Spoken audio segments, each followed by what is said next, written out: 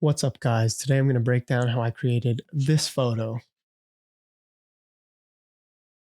So going into this, I was shooting this in studio, but I knew that I was going to change the background and make it a blue sky. That was the plan.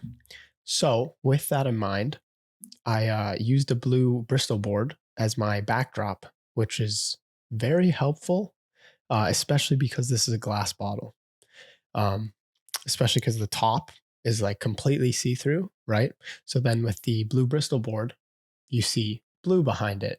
If I had used something else, if I left it gray or white or black, whatever, then you would have seen that color and it would have taken more work to remove in post when changing the background.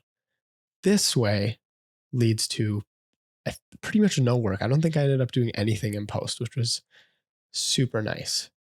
And the reason I have it positioned the way I do is because I knew that I was going to put the camera from a low angle shooting kind of up towards the bottle. So I kind of myself just kneeled down and looked from where I was going to be shooting roughly and placed the Bristol board accordingly. So the next thing I did was placing my key light or my main light. So I threw a softbox on because with this being glass, it's going to be very reflective. And with a softbox, we end up getting a nice kind of strip of light going down the bottle, which is what I was going for. So I put that coming from the right side, as you can see here. So after the key light, I knew I wanted to add a rim light, which is the nice white highlight you see on the left side of the bottle. So to do this, I grabbed another light, put a softbox on it again because we want it to be a nice big light to give us that nice highlight along the edge. And then I put it to the left and behind the bottle, which you could do that and get away with it. It works like that. But I wanted it to be a little bit thinner. So to do that, initially what I did was I put a black piece of foam board, right? Just like this, put that in. And you just kind of play around with where you're placing it, right? To block some of the light and make it thinner on the bottle. But this also will add shade to the bottle, right? It's a negative fill, so it's taking away light from the front side of the bottle and creating more shadow, which first I thought I was going to go for a more kind of contrasty look. I didn't end up going with that. Unfortunately, I don't have it recorded, but what I ended up doing instead was taking a V flat, right? So this is just two pieces of foam board taped together, opens up. So I put that kind of in the same position as I put the blackboard, which I'll show here where I put that. So I put it in a similar position, but then it's also bouncing the key light, the main light, bouncing some of that back onto the bottle. So the front of the bottle is very nicely illuminated, and then we get a thinner rim light, which is exactly what I was going for. Another important little tip when shooting beer bottles. I use tracing paper. I think you could probably use like parchment paper or something like that. If you cut it out in the shape of the bottle, which you can kind of see in the video here, and then you put it behind the bottle, at least from where your camera's facing, right? So if your camera's coming from here and you have the bottle here, then you put it on this side because you don't want it to be caught on camera. It kind of just gives that beer a nicer look. It's definitely more pleasant. I should have shot with and without to show you the difference, but I think you can kind of even see it just in the video here. So after this was the editing process, which I'll break down now. Also, when shooting this, I did something called focus stacking, which I'm not going to break down in this video, but if you guys are interested in that, I can definitely make another video on it. So let me know in the comments. But basically what that is you're taking several images focused on different spots of the bottle, and then you're combining them in Photoshop to make it much sharper, right? Because even with a high aperture, sometimes you don't get the full product in focus. So that's what focus stacking does. It fixes that issue. which is super nice. It comes out super crisp.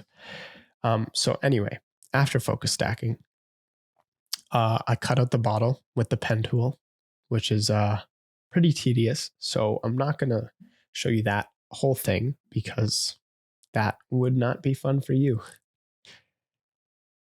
After cutting out the beer bottle, what I went ahead and did was I masked out where the concrete was going to be that's kind of blocking the bottom of the beer bottle, and just made a mask of that, and made a new group in Photoshop, and I made a layer mask so that anything I put in this group is going to be just filling in that bottom portion of the screen.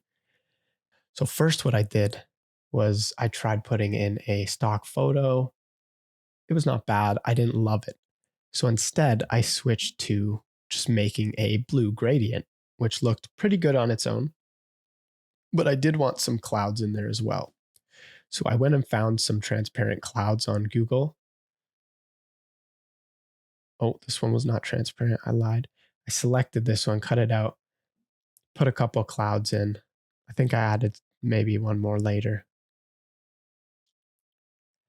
And then for the concrete texture, what I did was literally, I think I just searched up concrete texture.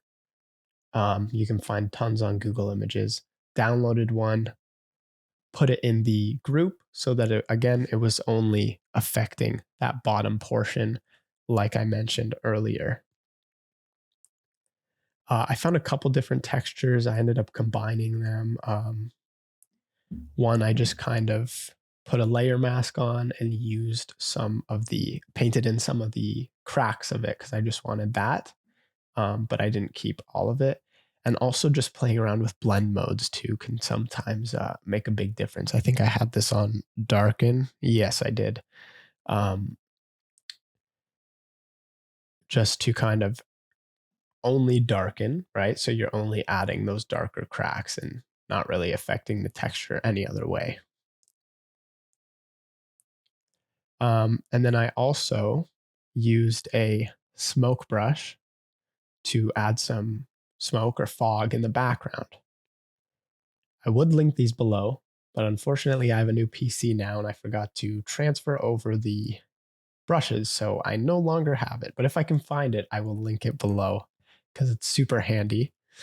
But regardless, you can find tons on Google, or you can even find overlays. If you just search up like smoke overlay or fog overlay, you can find a bunch on Google Images. So anything like that, you can kind of get away with to add some fog in the background, which was just a nice little touch. Then I played around with adding some light rays, but I didn't end up liking any of that, so we got rid of it. Then to make the concrete look better, I first tried adding a bevel and emboss, which did not work because it went around the whole border, right? But we don't want it going around the sides and bottom because that's just supposed to be kind of the concrete going out of the frame. So instead, I just used the pen tool, selected 2 points, right, in a straight line going across the concrete. And then I just kind of added a lighter gray color to that, and blurred it out a little bit.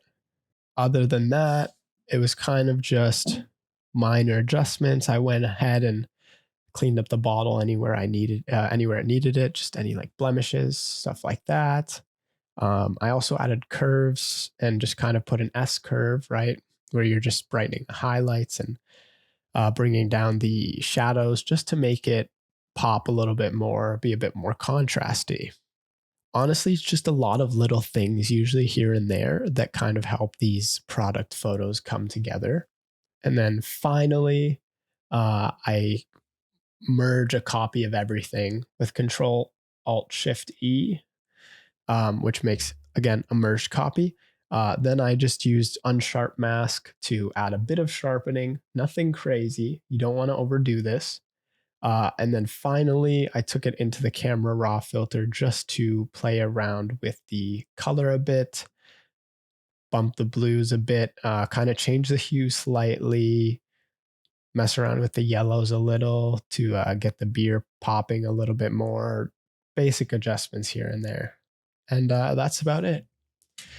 So thank you for watching. And that's about it. So if you enjoyed, be sure to like and subscribe and tune in next time, guys.